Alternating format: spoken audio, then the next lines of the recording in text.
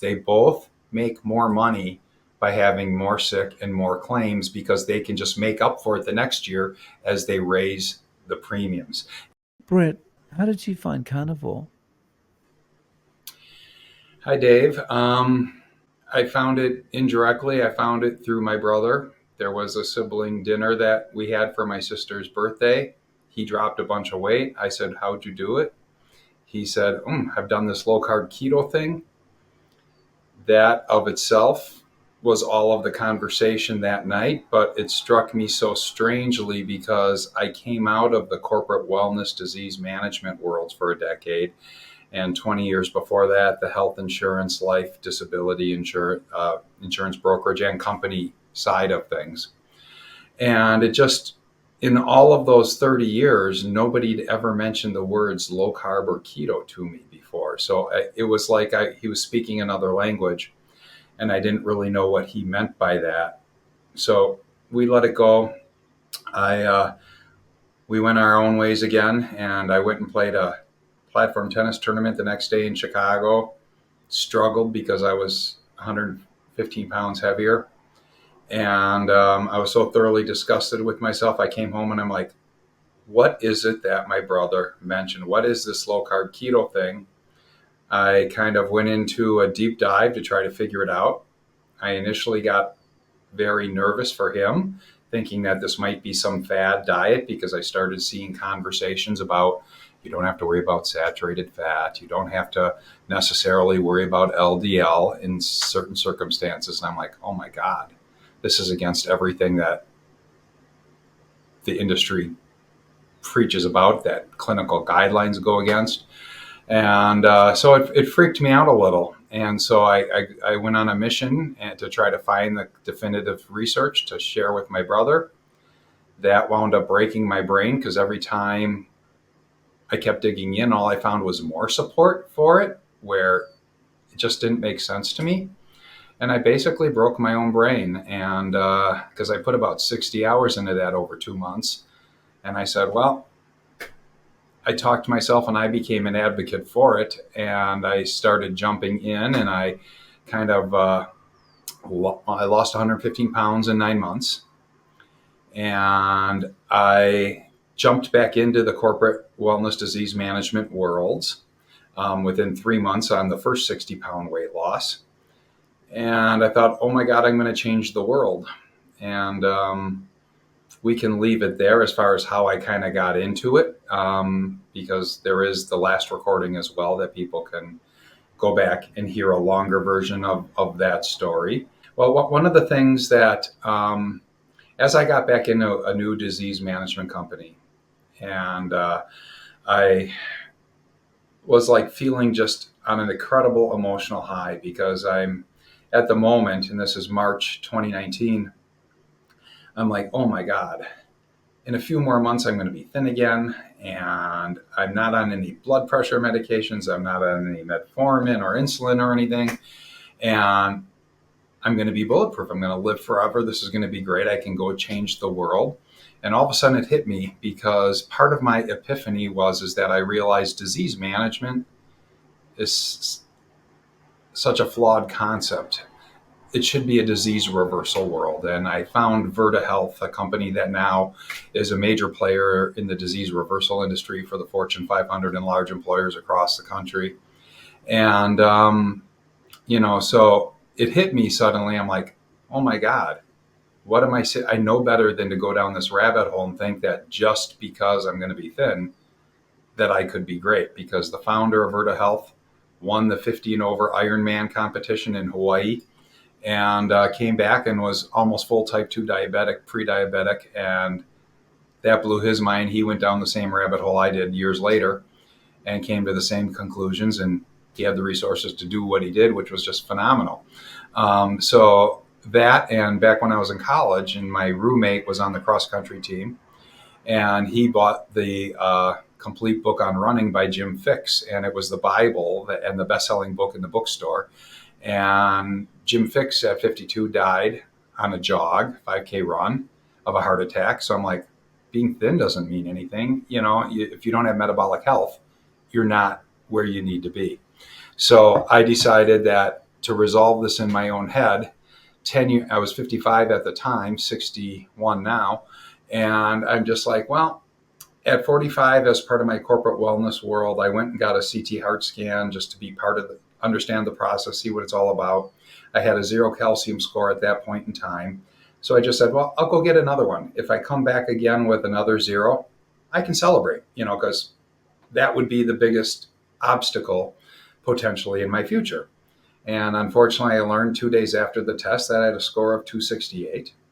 And that was incredibly disturbing. It took me probably a day to shake that off and suddenly come back to the realization that it's part of metabolic syndrome. It's like diabetes, it's like hypertension. I know all those things were reversible. I'd found people that I was following that talked about greatly improving heart health and reversing that. So I put a couple $100 into how do you reverse heart disease, found Ivor Cummings' channel on all of this, found Patrick Tuitt, who is here in Wisconsin, like I am. And actually, I wind up recognizing because I go, oh my God, I sold Wausau Papers, their corporate wellness program. He was on the selection committee. And 10 years before all of that, he had gotten a diagnosis of heart disease from an executive physical at Mayo Clinic. They said, there's nothing we can do. Retire, go sell surf wax at the beach in California, enjoy your last couple of years. But he had a couple PhDs. He was the only person in his undergrad program that didn't go to med school. He went the PhD route, and he started jumping into the science. And he found, well, as he told the story, he put over like a 4 or 5 year period, 16,000 hours into reviewing every aspect of the studies that go through coronary artery disease and developing plaque, and what could be potentially done with it, what would be great protocols. And with all of that, he documented over 30 CT scans over a 2-year, 3-year period of time that he zeroed back out. And he had like a 3 times more plaque than I had at the time of mine. So this was, again, very impactful for me and kept me going down the rabbit hole and made me just completely obsessed with learning more and more and more. And as I referenced last time, this eventually now, through time, led me to a coronary artery disease company where I was selling diagnostic tests that through a blood test you could find soft plaque in arteries.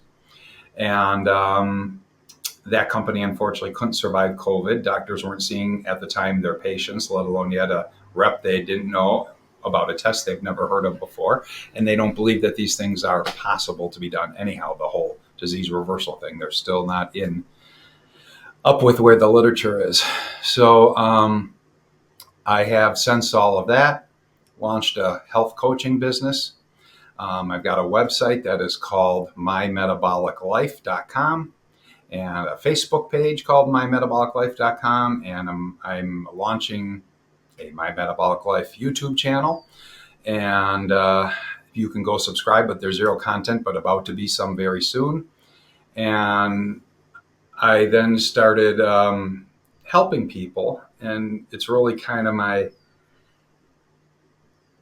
greatest, you could say, joy in what I've ever done professionally, because once you help somebody reverse chronic conditions and pain and things they've been fighting for years that they've never gotten results from the healthcare world with, and you with just changing how they eat, a couple other things, but basically as simple as that is, because the other things are simple as well, you radically change their life. And so that is incredibly encouraging. We can go into a couple instances of that.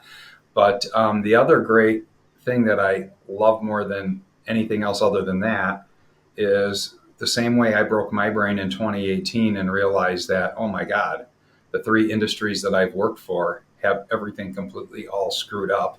The elephant in the room is metabolic health. This is why healthcare costs are going crazy. This is why our health, the population, looks radically different. We look like we're from a different planet than we did in the 70s and early 80s. You just walk around. If an alien came twice, 1975 and again now, they wouldn't even recognize our species, at least here in the U.S. So that summer, I have a close friend who I grew up playing tennis with and taught tennis with at some country clubs and such in college. And we're on a pickleball court, and he's a cardiologist. And his brother, who was on the court with us, are like, Brett, did you hear about Ryan's heart attack? And I'm like, I had just seen him all winter playing another sport together. And I'm like, when did you have a chance to have a heart attack and get back on a court? Because it's only been 6 weeks since I saw you. He's like, it's very minor. And because their father died young of a heart attack, and he didn't have anybody in their male history of his family that made it past 58, all from heart disease. That's one of the reasons he became a cardiologist. And I go, what are you going to do different? Because I had already known about my score at this time. It's about a couple hundred hours and 3-4 months after me learning about my stuff. And he goes, well, we're going to both go vegan. My brother's already been vegetarian. And I'm just like, boy, the stuff I'm seeing in the literature doesn't, not that you can't be healthy doing this, but I think there's better ways to do it. And he goes, well, I am a cardiologist. And I go, but your score was 3 times worse than me, and I had 100 extra pounds on that you didn't have. And but that, not that that really means anything, but anyhow, so long and short of it is, after breaking my brain, over about a 3-4 month period of time, I successfully broke his brain. He eventually came around and said, hey, I went and saw this state, who we believe, me and my cardiologist buddies believe, is a state leading lipidologist. And as we're doing our 2-hour first appointment, we get to diet and lifestyle. And I go, well, I've got that wired. I'm becoming a vegan. I don't eat meat, fish, and egg. And she's like, why would you not eat the most bioavailable, nutrient-dense food that is available to our species? And he goes, but I eat all the healthy grains. And she goes, why are you doing that? That's why your cholesterol and all these different things, you're having scenarios here. And he's just like, God, you sound like my friend Brett. And he's just like, and she's like, well, who's this guy? Oh, he's been in kind of different healthcare sales his whole career. And she just like hits him between the eyes with, isn't it amazing how salespeople can figure this out, but you cardiologists don't put it all together? And it's just based on how, now I understand, it's how they're educated. It's how there's a bit of corporate capture going on, and how the guidelines are created, what's going on. And you have to go looking for the research, because there aren't sales reps who are going to come, because they're not doing what you do, doing what I do, doesn't sell any products for anybody. And it's just living how our great grandparents lived for thousands of years, and all the generations before them. So anyhow, he wound up, without telling me, went and started doing more my protocol on things, and within 6 weeks completely changed his blood chemistry. And he goes, oh my God, I haven't looked this good since I was 30 years old from a lab panel standpoint. And I mentioned to him, I just created this guide because so many people came up to me over the last year thinking, one, congratulating me for surviving cancer, because that's the only way that they know people lose the kind of weight that you lost. And when they find out that that's not it, what happened with me, they want to know what I did. And so I wrote started as a 12-page guide, a 36-page guide, became a 65-page guide. I shared it with Ryan. He rewrote it, tweaked a few things, gave it to his medical systems compliance department. They approved it. He started handing it out to all of his patients. And he had never had success in his medical practice. And the other doctors are asking him, what are you doing? What is going on? Because there's all this talk inside of amongst the other cardiologists that Ryan's doing things really differently now. So anyhow, Ryan left Wisconsin. He's practicing in another state now, but he's at one of the major known systems in the country and the world. And he's starting up the first metabolic cardiac practice in that system, and one of the first ones across the country and the world right now. And so we've stayed in a lot of contact, and that's why we're about to launch a podcast called Metabochondriacs. So you take first part of metabolism, the last half of mitochondria, and then you throw maniacs in there because we're both crazy about understanding everything to do with mitochondria and metabolism. And so you can go to YouTube and find the Metabocontracts. I'll send you the link for it. And again, content not there now. We tried doing some rough draft recordings, ran into some technical difficulties on Friday. So soon something will be out there. But yeah, so I keep going after other doctors and I keep trying to break their brains the same way that I broke mine and I broke Ryan's. And basically, if they know me and they've seen what happened with me, it's not as hard of a lift.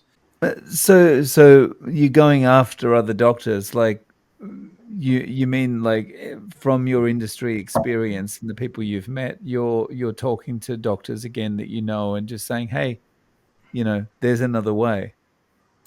And I've got just a bunch of doctors who are friends through a couple of clubs and athletic things that I do. A lot of my buddies are either they do investment planning, they're lawyers, or they're doctors. I mean, that's 80% of a lot of the people that I hang out with. So I create a lot of conversations with them, but then because there's other doctors that I've worked with professionally from the wellness worlds and things like this, I reach out and create conversations, and they look at you a little cross-eyed, but they know I'm not going to lie to them or anything, and they'll eventually pay attention and see what they think about things. You're working with the number of clients now and actually helping them to get better. Um, I think you've got some updates on some of the people that you talked about last time. Yeah, so very interesting. Well, one of the best stories, really. I uh, I met a patient. Excuse me. I don't have patients. I don't prescribe. I'm a coach. I have clients. Um, and I met this lady mid-May. We struck up a conversation. We didn't know each other. And I showed her a picture of before and after of me where I had dropped 115 pounds. And she goes, last year I lost 120 pounds. I went on this GLP-1 called Wegovy. And she was all excited. And I go, that's awesome. And she goes, but after a year, last fall, it stopped working for me. And then I went off of it and I regained 20 pounds right away. And so I went back on it. And while I haven't lost another thing since then, at least it controls the appetite to a degree. And I'm like, well, did you know that you can make all your own GLP-1 that you want just based on what you put in your mouth? The reason you weren't is just like me. What we were eating wasn't, and other lifestyle things weren't conducive. We put on the weight, and but I lost it all just eating real food that we've eaten our whole life and concentrating on meat, fish, and eggs. And that really kind of caught her off guard. And so we eventually stayed in contact. And I said, well, let's do this. Let's go to Costco together and we'll do a shopping trip. And we went through all the aisles and I explained to her how to read the labels and understand what she can, in my world, do and what she shouldn't do.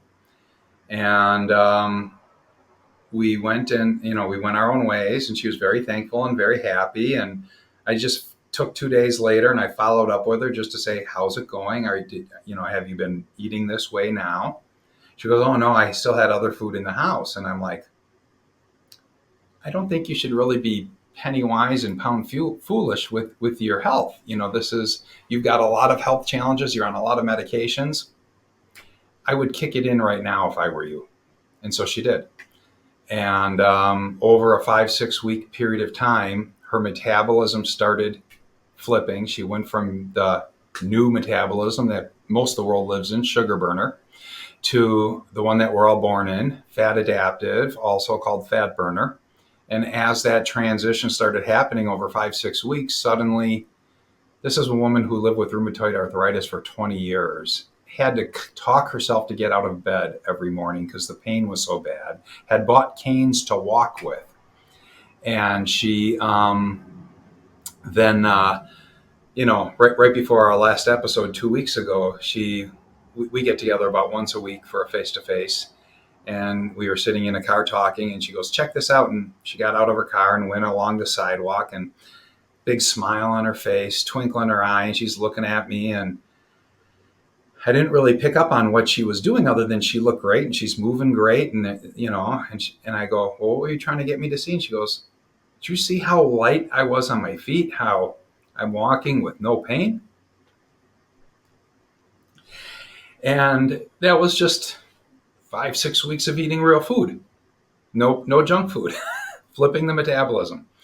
And so now that was all said last time, but the new update is that right around that time of that podcast, just a couple days before, she went off of the GLP-1. She went off of the Wegovy.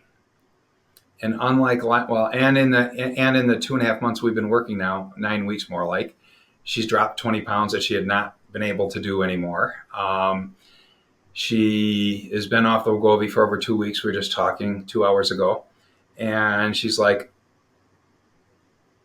none of the hunger came back. I can handle it all.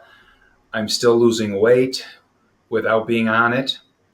And she's just like, it's like a dream come true. So there's like 6, 7 other meds that she's on for other different things that we're prioritizing and creating a plan to start sharing guidelines that exist. And if people don't know what these are, I'm happy to provide them to people that you can share with your doctor, because doctors, there are low carb guidelines for how you get off of these and titrate off of these medications. But because there's no reps in the office pushing them or selling them, they don't know about them. And so we're going to make a plan of attack, and when the time is right, try to get each and every one of these things to the point where she can go without medication anymore. So that's my update on her. She's, just thrilled that she's no longer on this injectable, which is incredibly expensive.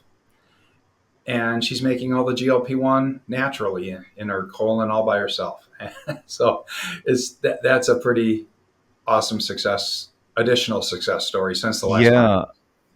I mean, the thing is, the health is the number one thing, right? The health and the weight loss and all that kind of thing. That's number one. But then also number two is the lack of outlay of money every month. It's just saving so much money, right?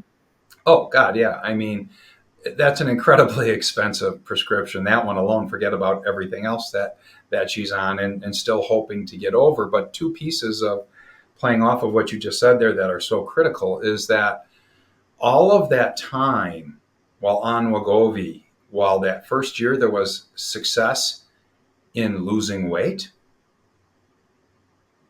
she never lost her pain. Her body never healed over anything. In a under 2 month period of time, she began healing, because that's the fat adaptive nutritional ketosis metabolism. It's the healing state. It's our natural state. And you're not aggravating things. You're not putting in the things in the body any longer that are making you sick, that are causing the issues.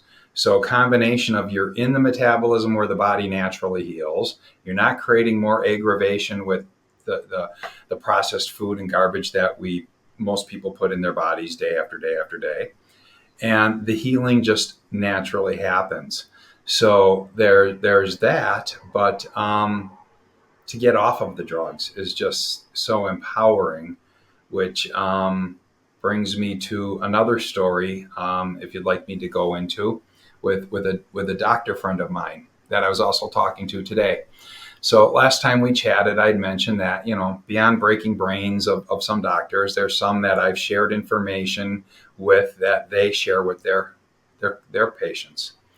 Things like the Diet Doctor website. Here's 1,000 recipes you can go grasp and learn, and have other doctors teach you about low carb and ketosis and all of these wonderful things. And that was a big site for me when I first came on board. And at first I thought it was snake oil, because they talked about 40 different conditions that you could resolve. And I'm like, you can't resolve these things. My brain wasn't broken yet. I was still working in the old paradigm. And anyhow, so she's had, or this doctor's had success with patients of giving them information and not teaching them anything, just pointing them in the direction. And they come back 3, 4, 5 months later, 30, 40 pounds lighter, healthier, and all of this. Well, the doctor was mentioning that just last week, excuse me, she was covering a shift for another doctor and seeing a patient she never had before. And it was strange because it was like a 3:30 appointment. The doctor had to stay till 5 o'clock, but didn't have anybody else she needed to see. So this is a type 2, not superly well controlled person. And I can only learn about these things because I don't know anything about who these people are. These are just like if you were going to publish a case study and print it and put it out in the literature, it's all blinded. But she started explaining about diet doctor and all these different things. And she watched our last episode and brought up the Dr. Sarah Hallberg video on to reverse diabetes, you need to ignore the guidelines. And had an hour and a half, so had the 20 minutes to go through this video with the patient.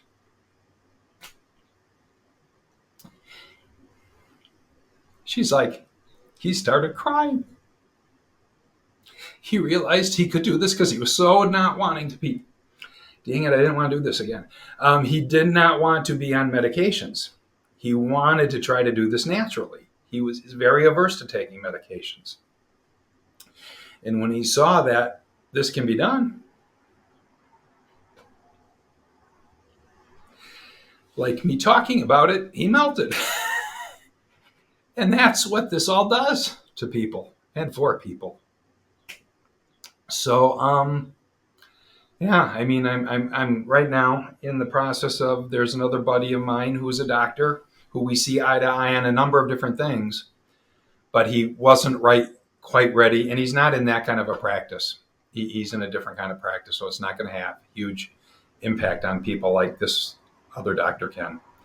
But it's amazing how you just share, this is in the medical literature. They just don't teach you this. It's all here. This metabolic state exists. You just don't understand it yet. Let me help you look at this information.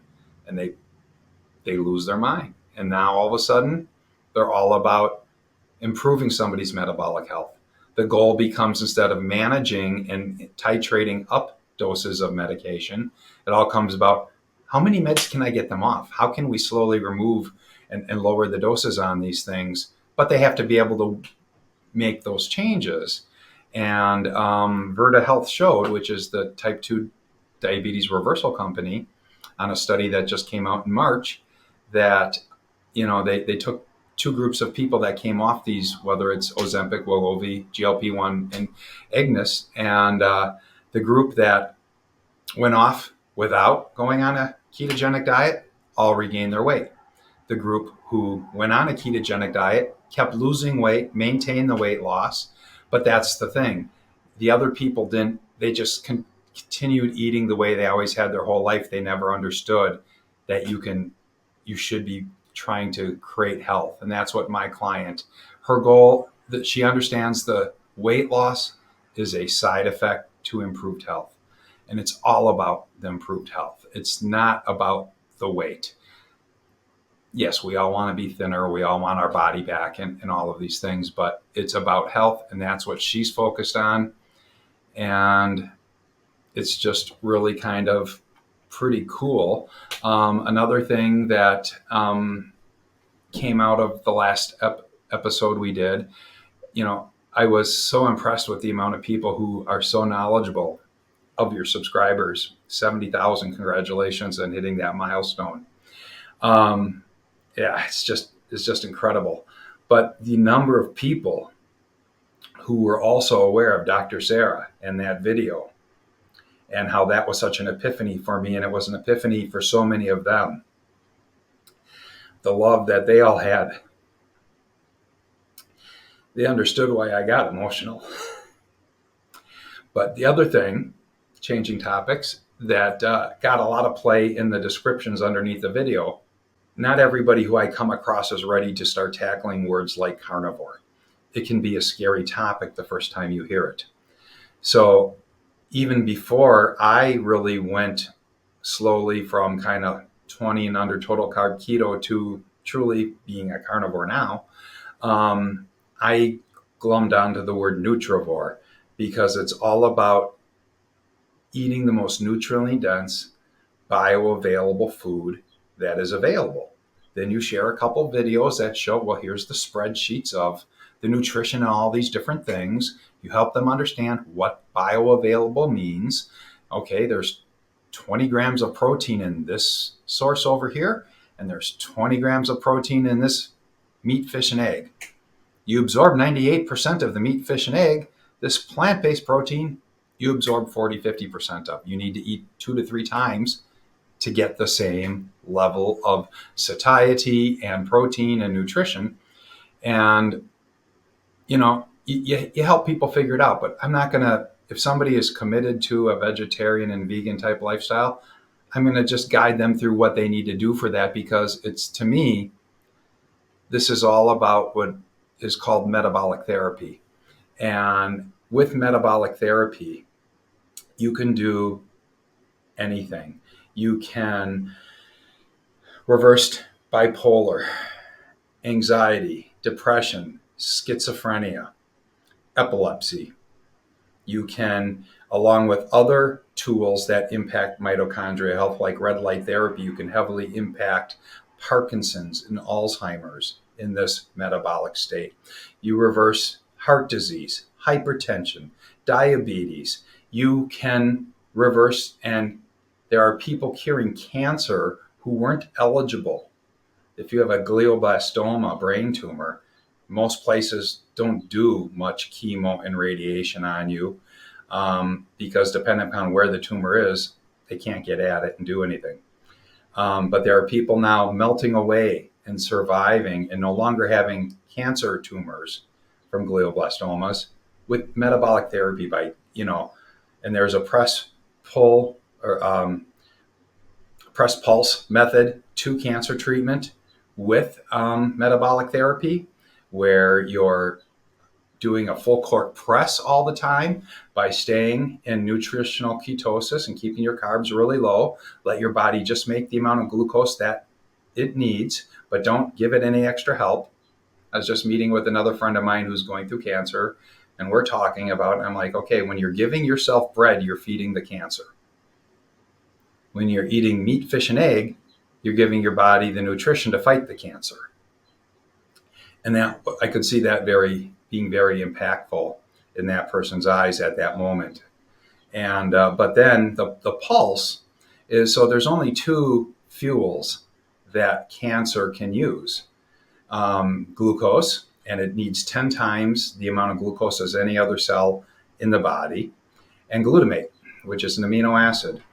And doctors, through this treatment, this press pulse treatment, if there's a drug they can give them which halts the glutamate in the body, so the glucose stays very low, you're starving out the cancer that way, and you take away the only other available fuel for the cancer.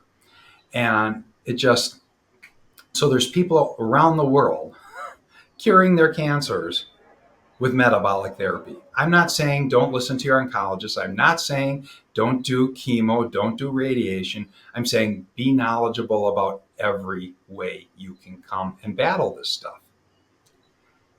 So, that's, I just lost.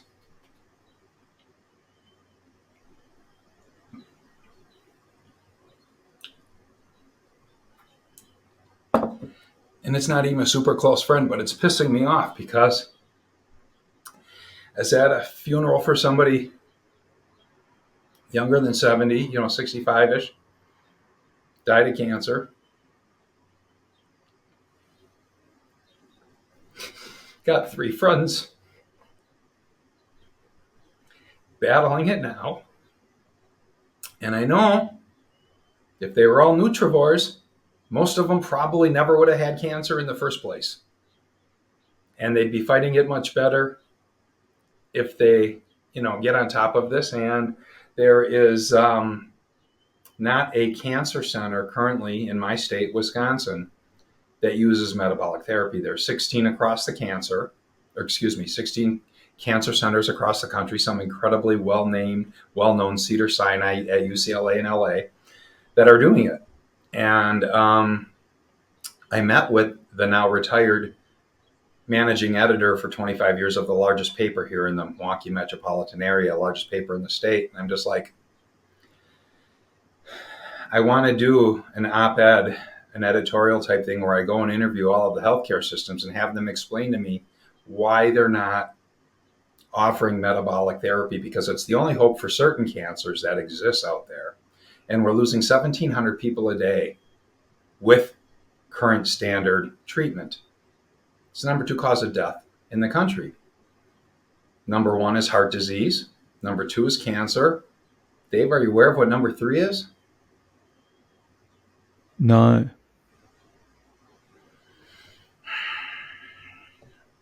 Drug-to-drug interaction by taking the meds that your doctors prescribe to you is the number 3 cause of Real. death in this country. Wow.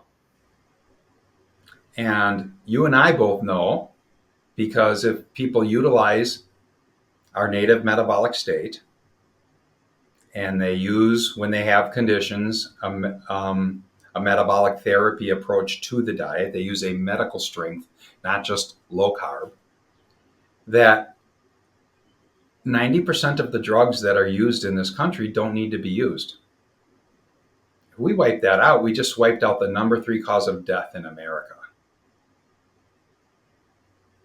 I mean, forget about the $1 trillion of savings and the improved health that comes with it. But, here in America, we've lost about 3 to 4 years of life in the last, 10 years. Life improvement and expectancy was going up for the last 100 years. And there's a major misnomer whenever this conversation comes up with people I talk to. They're like, yeah, but we only used to live to 35 years old, 40 years old back in, like World War I, 20s, 30s, 40s. I go, that's not true at all. Do this little thought exercise. Type into Google and find out how old Socrates was. Find out how old, Plato and all these other different people were. Socrates, I think they put to death, but he was 70 when they put him to death. And, Ben Franklin and just all these big names that you know from the past. No, the only reason that they said the average was 40 years life expectancy is because we used to have such a high mortality infant death in childbirth and in the first year that many people in 1900, 1920s, they just called the baby for a year or two to make sure it was going to survive long enough so that they could be, the second or junior or the third, or, keep the family name going. And so many women died in childbirth that those, and we didn't have antibiotics for certain, other modern diseases and things that come from unsanitary drinking water and everything until we got the plumbing figured out. And there's a lot of people argue we still don't have the plumbing figured out everywhere. But we, for the history of humanity, have survived to 70, 80, 90 years if you take care of yourself. And we can do that again. So, you seem to be able to strike up quite a rapport and are quite convincing when you are talking to people. What's your secret? Because a lot of people kind of get pushback on this stuff. How do you win people over? That's an excellent question. And sometimes you have to know your audience and you have to know yourself. And it's where you are in your journey, because when I first broke my brain and started having rapid weight loss, and then you pay attention to everything around you, you start talking to all your family and friends, and they don't think that you should know anything. They saw you be obese for a big chunk of your life, and they don't want to listen to you, and they didn't sign up for a coaching program. So it's all about approaching people at the right time, and many times planting seeds. And sometimes it's with the new people that don't know you at all. It's like being the expert from afar. You go to any insurance salesman and they start hitting their warm market. Well, they don't listen to them, but because they bring their manager from out of town, and if you have a sales background, it's all about, the expert from afar. Well, he's from out of town. He's got a briefcase. He must know what he's talking about. So people will listen to people that they don't know, but they don't listen to their family members, to their friends, and things like this. So sometimes you got to know who should deliver the message, and it might not be you. So when I'm talking to people that haven't been my lifelong family and friends, it's much easier.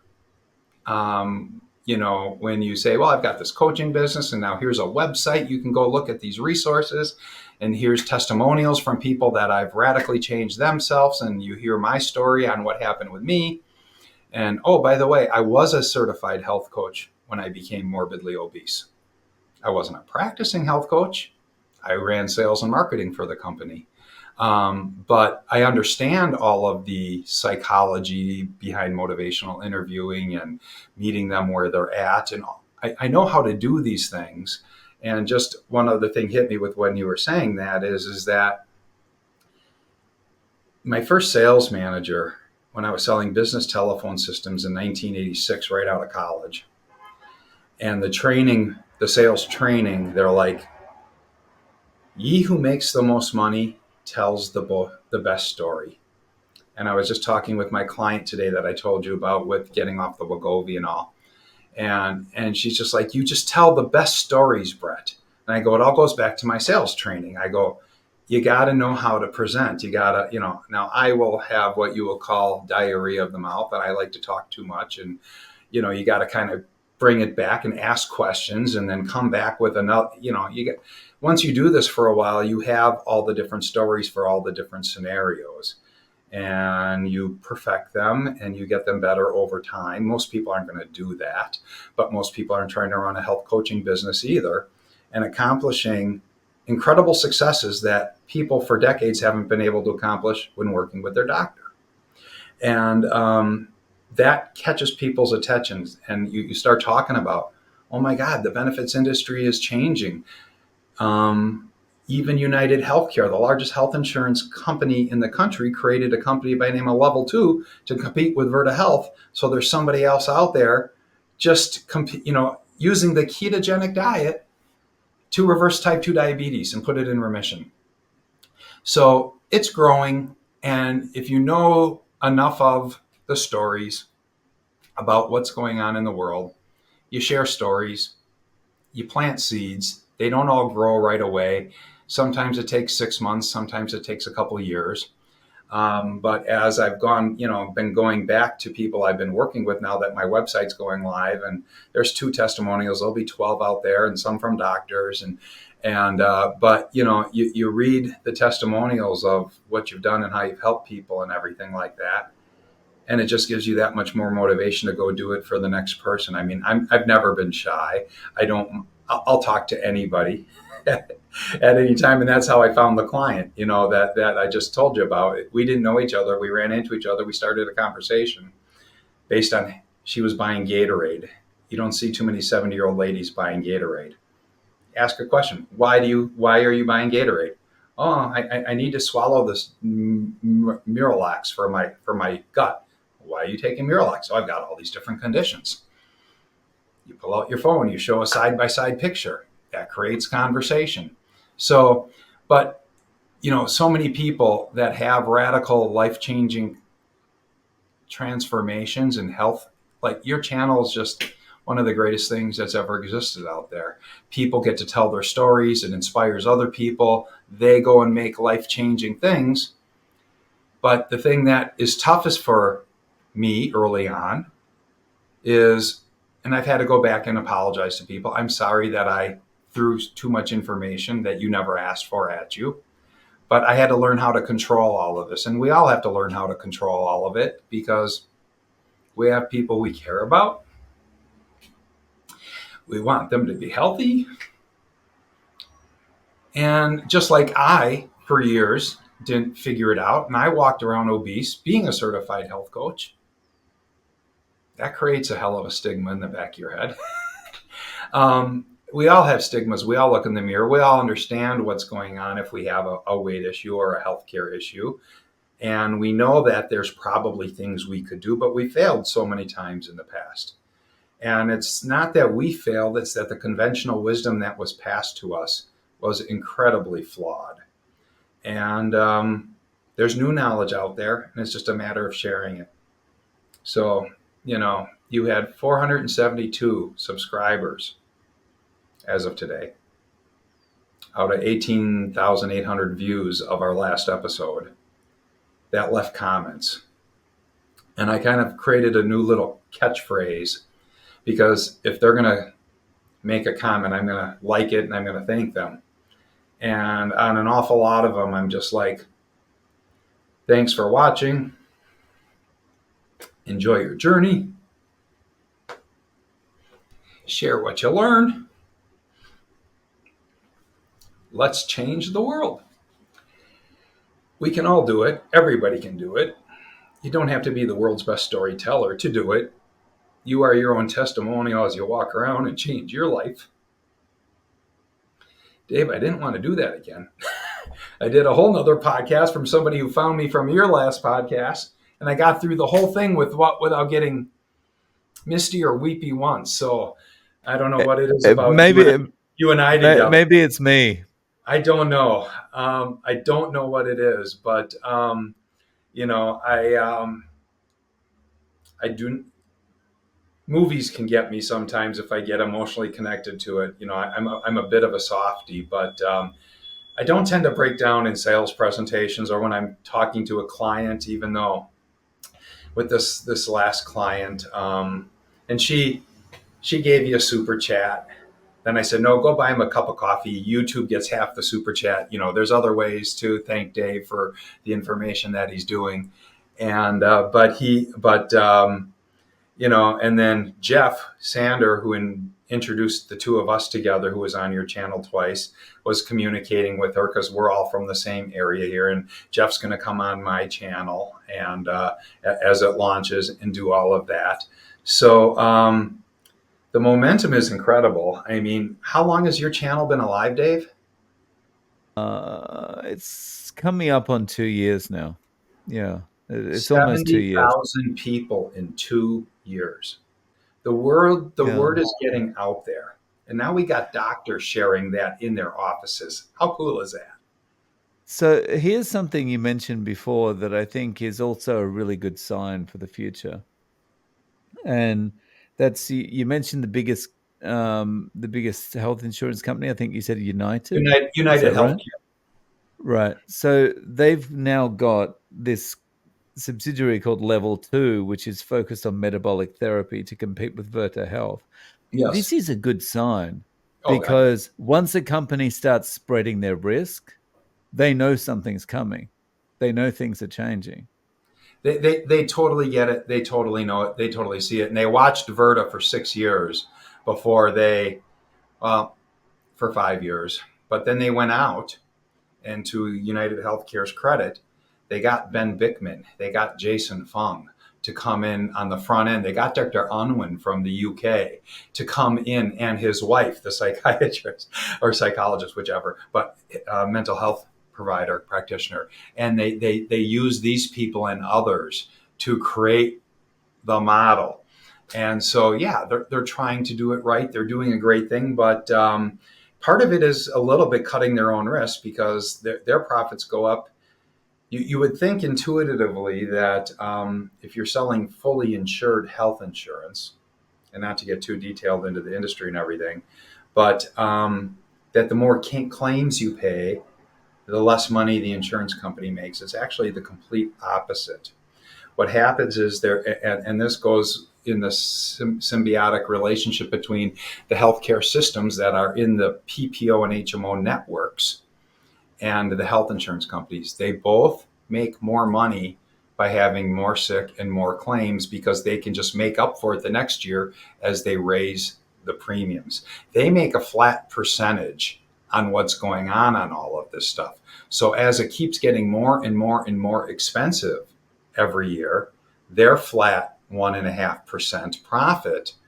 Well, and as I mentioned last time, 1987 is when I jumped into the health insurance world.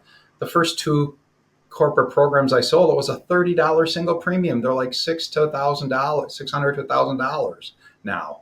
The family premium was $130. You can be $1,500 to $2,000 out there on this, and it's only because nobody's addressed the elephant in the room. And the elephant in the room is metabolic health. We put in corporate wellness programs, and I put in 100 of them, real large places, and it wasn't making an impact because we didn't know. I didn't know at that time the reason why healthcare systems and the wellness programs are not creating any traction. They weren't finding insulin resistance and then teaching people how to resolve insulin resistance. We're finding high glucose. Well, you can be insulin resistant for 15 to 20 years before it starts manifesting in a high glucose and a high A1C level. Well, with that, we've now kept that person trapped in the habits that they have that are driving this underlying insulin resistance, manifesting in potentially 30 different disease states in the body. And they keep feeding that habit and eating the amount of sugar that tends to come with a lot of this. And one of the biggest, scariest things since being a health coach is realizing about somewhere in the 40 to 60% of the population has some form of a sugar addiction going on. And you can listen to, you just got to go find the channels where the old rock stars we all grew up with are, and they talk about how they fought off cocaine and heroin addiction, and then they start talking about how they got, but their health really improved when they finally kicked sugar. And they'll say, sugar was so much harder to kick than heroin. Think about that for a second. I mean, that's a pretty telling statement from people who've gone through detox and, been inpatient for 2 months trying to kick the heroin. And they're like, it was tougher to kick the sugar. Maybe they didn't, they tried to do it as a sugar burner instead of as a fat adaptive fat burner, and do it like my clients do it. So I think we are just scratching the surface with metabolic therapy. And that's why the book that I'm writing is all about metabolic therapy. It was going to be about ketones and ketosis. And I'm like, oh my God, there's so many great books. And some of them are right behind me here and over there. And it's just like, we don't need another ketone book. We don't, everybody's heard of keto.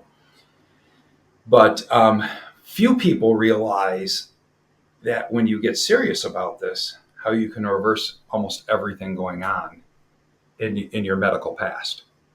So, that's where and then I realized, because we just mentioned insulin resistance, that insulin resistance and mitochondrial health are the two underpinning things of pretty much all of this.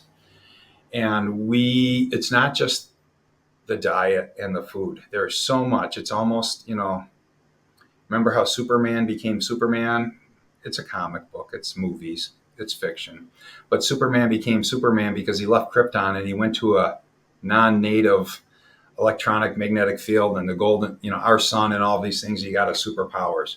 Well, if you just take that analogy for a quick second and you realize that not just how radically different the food environment has been, but we've always had some form of sugar, and our body makes glucose, but not at levels that are spiking you above 200 on your average meal, not with all the sugar which comes with the fructose, which is the browning agent doing all the damage in the body and creating fatty liver disease now in 30% of our kids still in under high school level, under 18.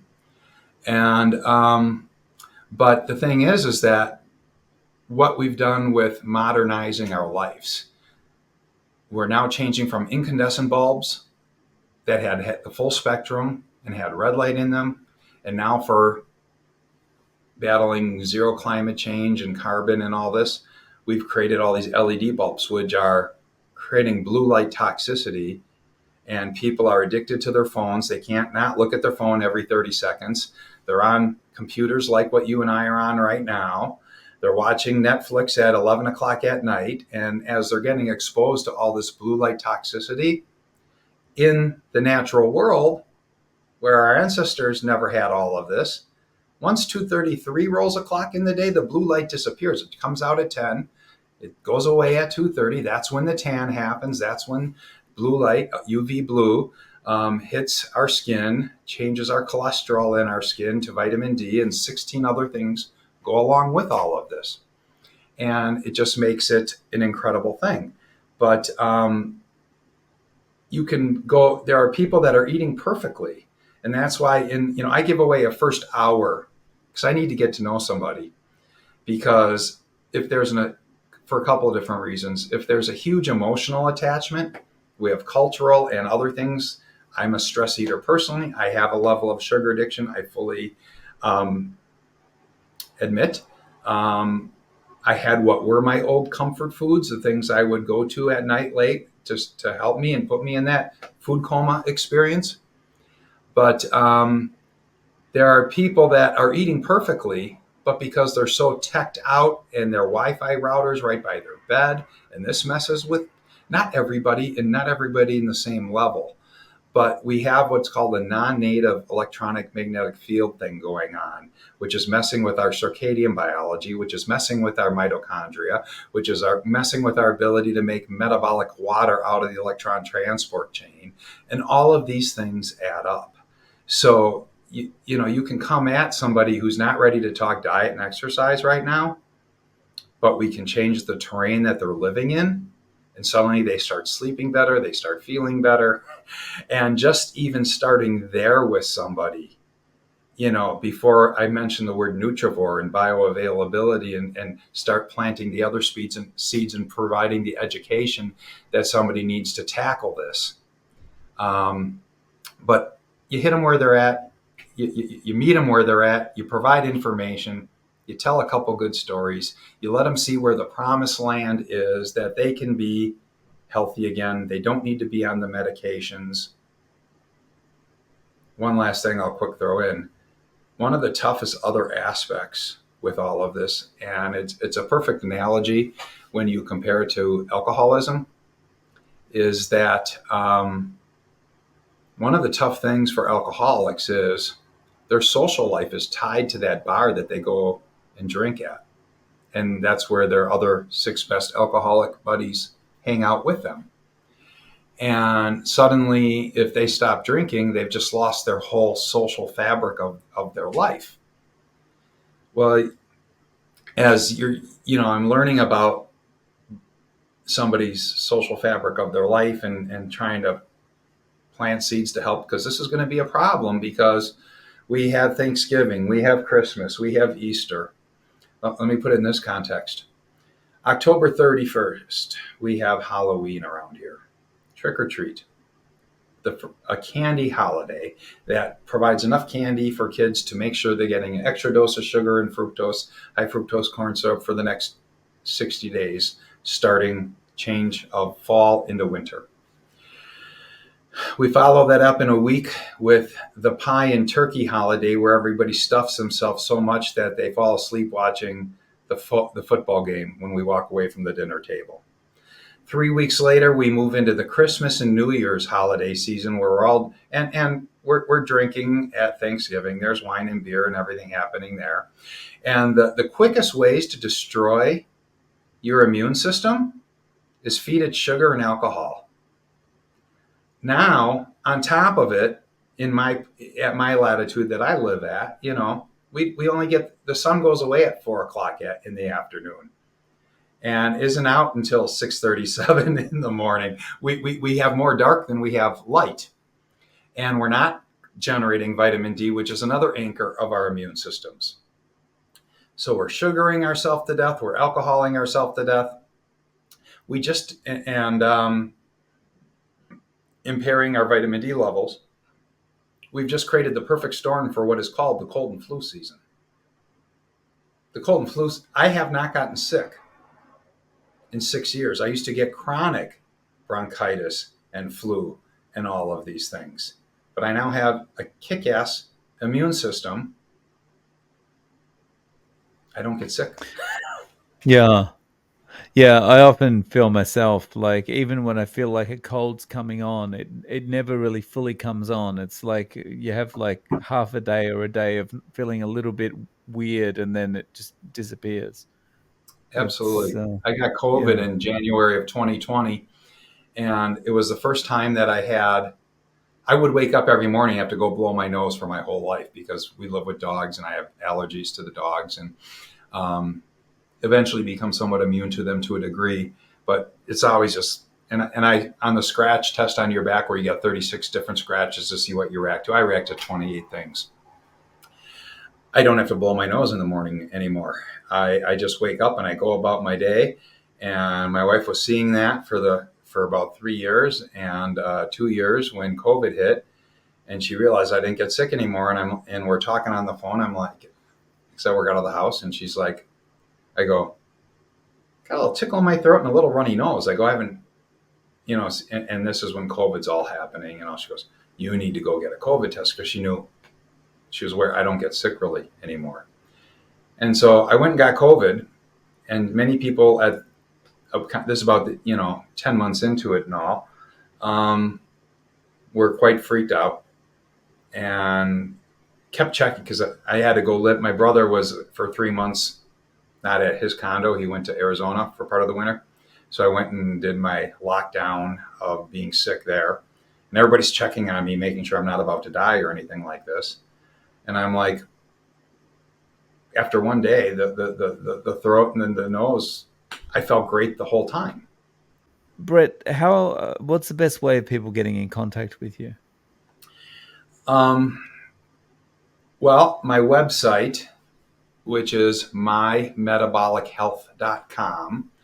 At the bottom of the front page, there's a contact us where they can just send me an email. It'll go right to my Gmail, which is also Smith Brett, two T's, 19 at gmail.com. Either way, they can get me there, or they can just call me on the phone. Um, I It's 262-255-9545. I'm also got other things out there, but it was kind of funny where I talked about the podcast with Dr. Ryan Cooley. I had people in Utah where he now lives reaching out to me because they want his contact information because they want to go be his patient there. I've got 200 people, and the comments are like, "We can't wait for your podcast to start so we can follow you." So I have links to the podcasts on the website. I just created a corporate Facebook, My Metabolic Life Facebook page that's connected to the website. So really the website's the best anchor of just kind of finding and connecting. But yeah, I've had like 40 people reach out to me through those different venues just off of the last podcast. They don't need me to say, well, limit yourself to at least 20 carbs or go to zero carb like you're kind of doing now. I mean, they've got it fixed already, but they might not know how to talk to somebody, and they may want me to talk to somebody for them. And so there's been a lot of really cool conversations, people who want to set up businesses and bounce ideas off me about what I think about their business and everything. So it's just been really a great community of people to communicate with, which is why I'm happy to keep doing this as long as you guys want to. That's awesome. So, Brett, I'll link to your website and your email and various channels below. Thank you so much for coming on again and sharing this information with us. I really appreciate your time. So thrilled to do it. Happy to do it anytime there's a topic you think I might add some value.